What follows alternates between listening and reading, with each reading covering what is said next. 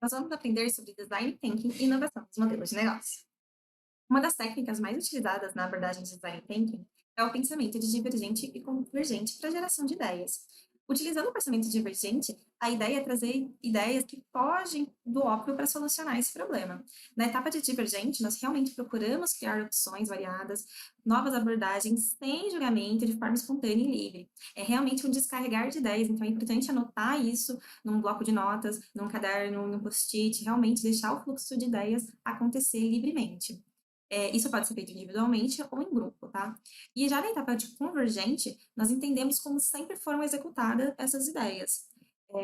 Nesse momento, depois de divergir, nós podemos tomar as decisões pensando agora em requisitos, em como que nós vamos fazer isso realmente acontecer, se a gente tem tempo para executar dessa forma, se a gente tem orçamento para executar, e realmente trazer isso para uma maneira lógica de pensar.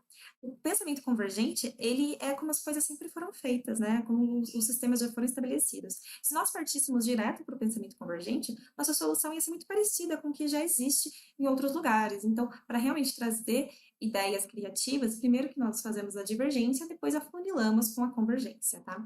O pensamento criativo, ele realmente exige que nós sejamos capazes de utilizar as conexões entre pensamento divergente, que é criativo e espontâneo, e colocando isso em prática com o pensamento convergente, que ele pensa mais na lógica e na eficiência.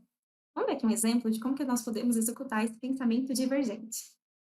Suponha que você tem um problema de um elevador com lentidão na abertura das portas na recepção de um hotel e você deseja minimizar esse impacto para os hóspedes. Pensando no pensamento convergente, você iria corrigir esse problema técnico da porta.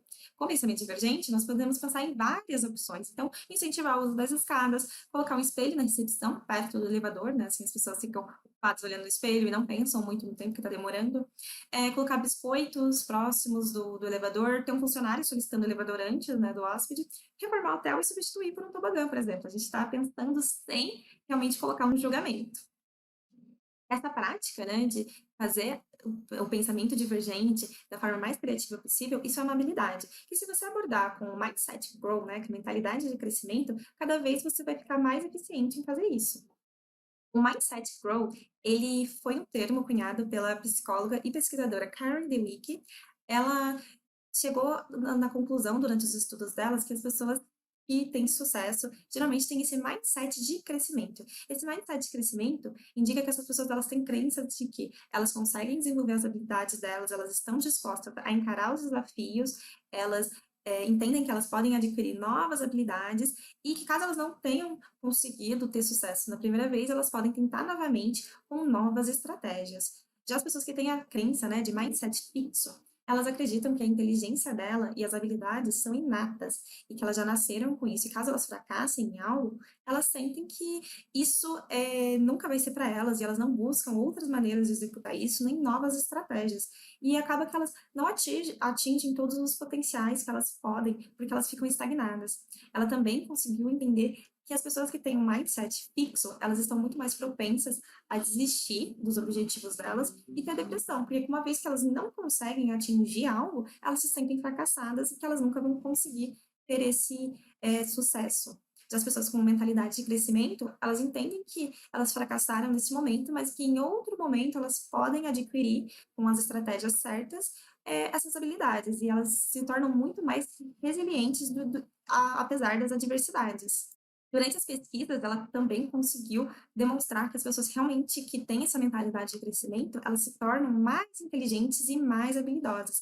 E que uma característica muito importante para as pessoas terem essa mentalidade é elas serem curiosas, buscarem conhecimento e terem paixão por executar o que elas pretendem, né, ter para os objetivos delas, elas terem paixão realmente por executar, pelo processo, pela jornada, né, da execução, e não somente ficar pensando nos resultados finais. Uma outra habilidade que o design thinker deve ter é conseguir entender os propósitos dos seus usuários.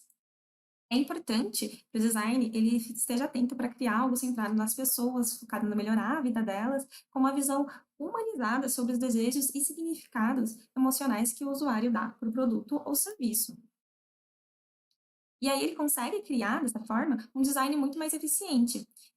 Uma marca que faz isso muito bem é a marca Barbie. Ela iniciou com brinquedos, né, e ela está há gerações sendo relevante. As primeiras bonecas Barbie comunicavam com os propósitos da época de tirar as meninas apenas do papel de mãe, e depois a Barbie passou a ter diversas profissões, cores e características, sempre atentos ao que estava acontecendo naquela época, procurando atender os propósitos dos usuários e acabou marcando diversas gerações que sentem muito carinho pela boneca.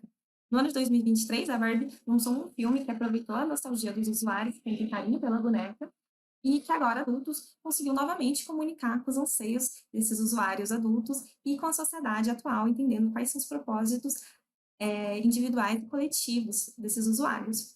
Eles obtiveram uma divulgação orgânica dos usuários nas redes sociais, o que tornou o filme uma experiência muito significativa para os usuários. O filme relacionou até com os propósitos dos usuários radicais, colocando os itens raros de colecionadores como personagens, e até mesmo por trás das câmeras, colocando uma diretora para o filme, sempre correlacionando com o que é importante para esses usuários agora adultos, resultando numa bilheteria bilionária, com lucro também nos produtos licenciados, mostrando que a marca continua a inovar, entendendo quem são os seus usuários. Ela sabe para quem ela está criando e torna isso muito mais eficiente com os valores que esses pessoais que esses usuários têm.